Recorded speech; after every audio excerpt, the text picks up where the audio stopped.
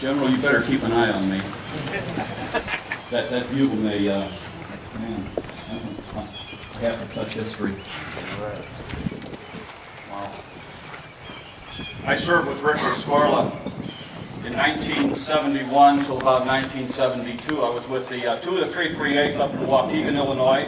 Rick was the Battalion XO, and I think I can best describe Rick by what Susan said.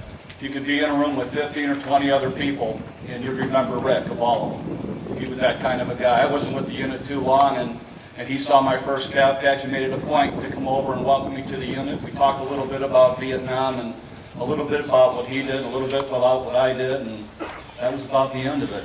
He became the XO, and I became a sergeant and did my job, and he did his. But he was always a tremendous leader, and we all looked up to him for his leadership and what he stood for. I think it's kind of sad today, really, that when we want to use the word hero, it really doesn't have the meaning anymore that it should. It seems everybody's a hero. From the guy that goes out and plays a good golf game, to someone that runs a 50-yard dash with a football in his hand, to an actor, to some political activist that stands up for something, to some movie actor that's never saw a shot fired in anger. They're all heroes. And when we really want to use that word in the classic sense of what a hero really is, for someone that is a Rick Rescorla, that really epitomizes what heroism really is, it just doesn't seem to be enough anymore because of its total, complete misuse by so many people. And yet, if Rick would have been born in a different era at a different time, songs around the campfire would have been sung about him, and stories would have been told about his exploits, and he would have been a hero of generations to come. I think he will be that. I think he will be that. And I think that we need to start taking back the word hero and challenging the use of that word. And when we do, we need to think about the Rick Rescorlas.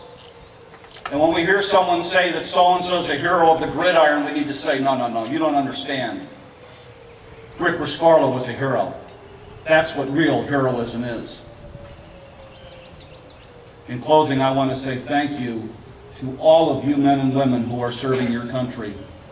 I have said this many, many times, that we are one generation away from losing our freedom.